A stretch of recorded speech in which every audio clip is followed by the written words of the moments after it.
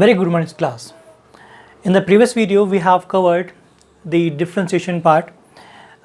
We have seen what are the applications of differentiation in physics. Like in kinematics we can find out the value of velocity or acceleration with the help of differentiation.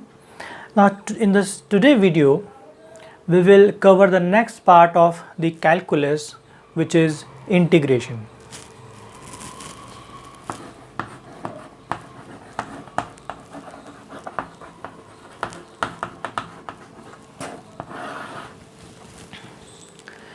Before we start the integration, let's understand what is the literally meaning integration. Like in the differentiation, we find the change in a quantity with respect to the another quantity, right? Like if we are finding the dy by dx, right?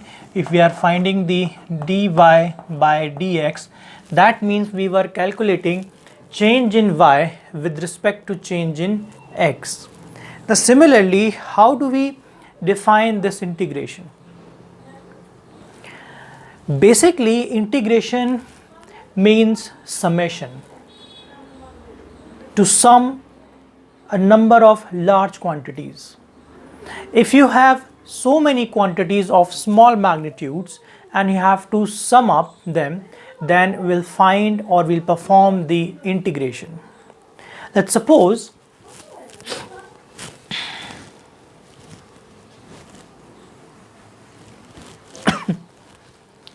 we have a graph. This is y and this is x, and let's say the graph is like this. This is the graph. Now you have to find the area under the graph, right? So you have to find the complete area under the graph. How can we calculate this?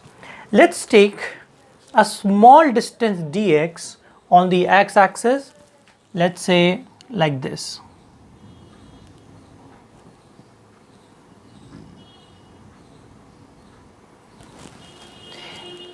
Now what will be the area of this strip? We'll find the area of this strip.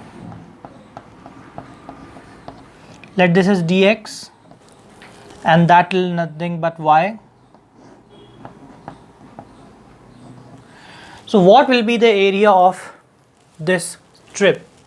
That will be nothing but y into dx.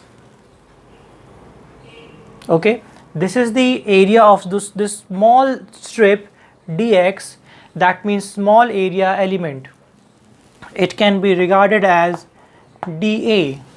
Basically dA or dx is showing you the interval. That means from where this from where is x we are taking, like from here this point to this point. This is the interval between them. This is dx. So similarly we are finding the area dA. But now you want the complete area under this graph. So it means we can divide this graph into so many small strips like this.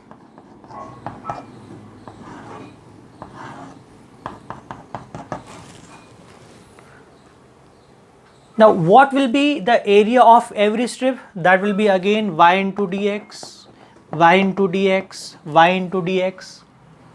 So when we sum all of these area of strips, we'll get integration of y dx, and that will be equals to total area under the graph. This is known as integration of y with respect to x. You can see that as the x is changing, there is a change in the value of y also, right? To find the sum of all these strips, we directly integrate this part, and that is nothing but the basic of integration. So in conclusion, integration means summation. But the only difference between the normal sum and the integration is, in generalized way, when we add some quantities, then the interval between quantity is finite. It is not too small, right? But when we integrate quantity, then the interval between the quantities is too small. Okay, so that will be the integration. Now, as you know, there are some important formulas in the differentiation, how we calculate the differentiation part. Similarly, we have some formula in integration, but before we do that, let's find what is the relation between the integration and the differentiation, because you know that the integration is also part of the calculus as the we have differentiation. So let's quickly see what is the difference between the integration and differentiation. If we talk in terms of process, then integration and the differentiation, they are reverse process of each other. What does it mean? It means, suppose you have a quantity, let's say fx. We have a quantity, let's say fx, and you differentiate this quantity. When we differentiate this quantity, d by dx of fx, let's say you get an answer which is gx, right? What is gx? Gx is the differentiation of fx. It is also known as derivative of fx, right? This is the differentiation of fx with respect to x, because you can see here we are differentiating fx with respect to x, because obviously this is function of x. Now what if we integrate this? We integrate the gx. Now we integrating the gx with respect to x, right? We are integrating gx with respect to x. Like here we had differentiate fx with respect to x. Now here we are integrating gx with respect to x. What we'll get? We'll get the same result from where we have started, that is fx, but there will be another term plus c, where c is constant. Now you will ask, sir, it is not the exact reverse process, because in integration part we are getting one more extra constant, but here there was no constant. So what is the significance of this constant? Why we are applying this constant in the first place? So let's talk about why the gx dx is fx plus c. Okay, so to understand this, let's take some examples.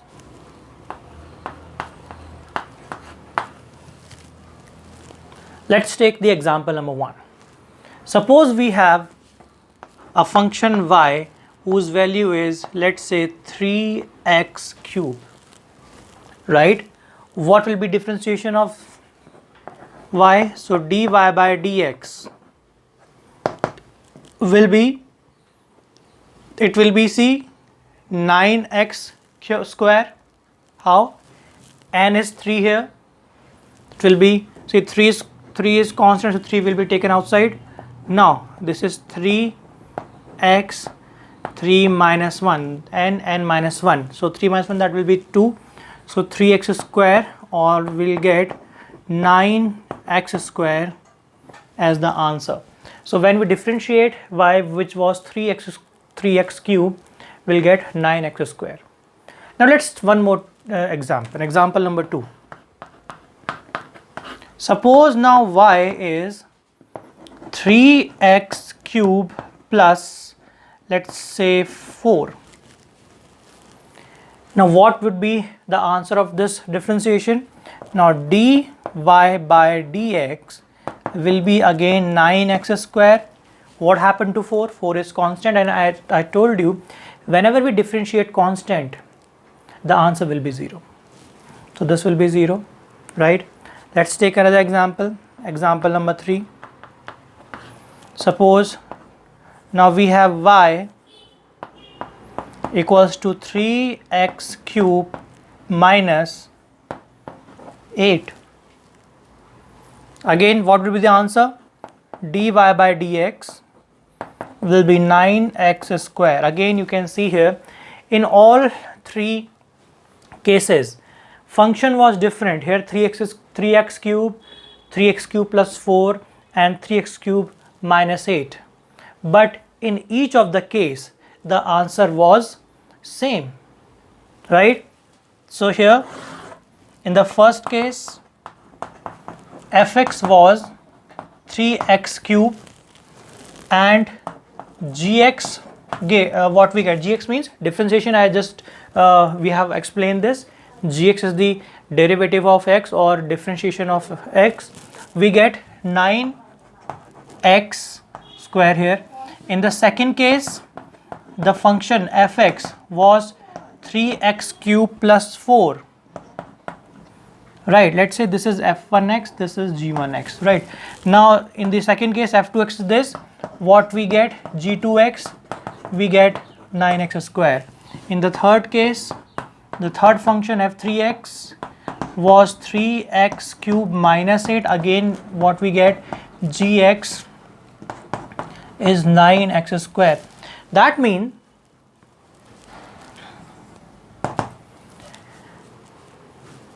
we can't find the value of constant in here. If we reverse the process, right, if we reverse the process, if we find the integration, if we find the integration of g1x, so according to the concept it must get the value of f1x. Let's find. So when you find the value of g1x, you can integration of g1x will be 3x cube. That's fine. Now how do we get this? I just explain you later how we integrate this g1 part. In the second case, if we integrate the g2x is this, where is g2 is again 9x square. So g1, g2, g3 they all are 9x cube, will get again 3x cube, right? But what was f2x? F2x was 3x cube plus 4, but we get 3x cube. So where is 4? From this method we can't find the value of c here, the constant, and that is why we assumed that there must be some constant in the function which becomes 0 when we differentiate it, and that's why we add plus c after each integration. Such kind of integration are known as indefinite integration, because we don't know the limits from where to where we are integrating. We don't know the value of constant. Okay, so now the question is how this become 3x cube again. For that we have some formula, so let's discuss about them. So let's see some standard result in integration. The very first formula, which is most important formula and most used formula in integration, the first one, it is when we have y equals to, or simply when we have function fx equals to x to the power n. If you remember, we also done the formula in the differentiation x to the power n, that was nx minus 1. But here in the integration, when we integrate x to the power n, we'll get x n plus 1 upon n plus 1. This is the answer, or we can say this is the formula, and of course plus c, because we don't know what is the value of constant here. Second, if function fx is 1 upon x, then we integrate it, we'll get log e to the power x. That means integration of 1 upon x is nothing but it is log e to the power x. For your ease, let me write the complete form here so that it will not get confused.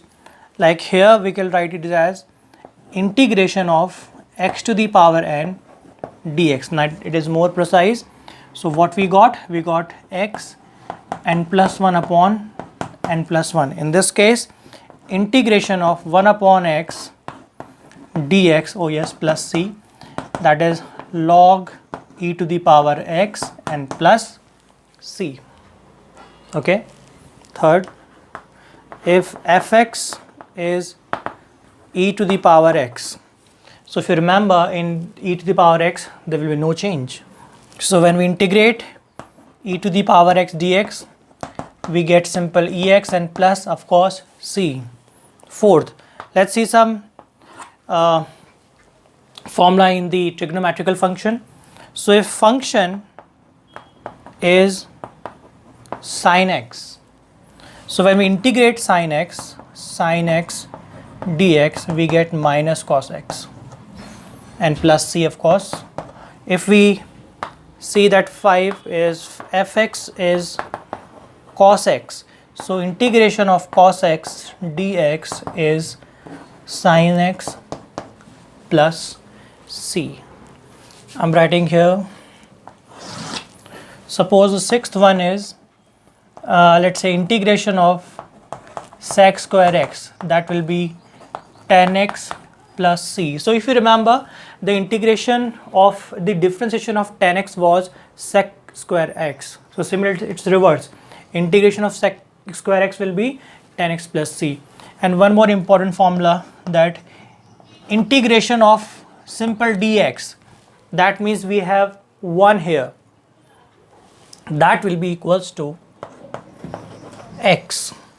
How this become equals to x? Let's see quickly. We can write this as integration of 1 dx, right? Because we can take 1 here. What is n here? N to the power 0 is 1. So we can take the power of 1 is 0. So n is 0 here.